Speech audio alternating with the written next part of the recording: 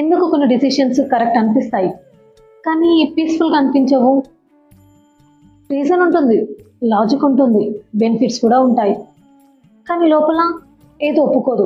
వేదాలు ఆ ఫీలింగ్ని అర్థం చేసుకొని ఒక కాన్సెప్ట్ చెప్పాయి. Welcome to timeless with jasmine and this is వేద సిరీస్ ఎపిసోడ్ 11 వరుణ.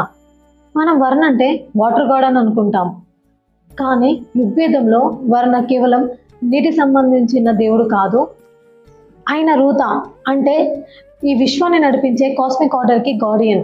కానీ వేదాలు చెప్పే గొప్ప విషయం ఏంటంటే ఆ ఆర్డర్ ప్రకృతిలో ఉన్నట్టు మన జీవితంలో కూడా ఉంది. అందుకే కొన్నిసార్లు ఒక డిసిషన్ మనకు బెనిఫిట్ ఇవ్వచ్చు, కానీ పీస్ ఇవ్వదు. ఒక మాట మనల్ని రక్షించవచ్చు, కానీ మన సెల్ఫ్ రెస్పెక్ట్ని దెబ్బతీయవచ్చు.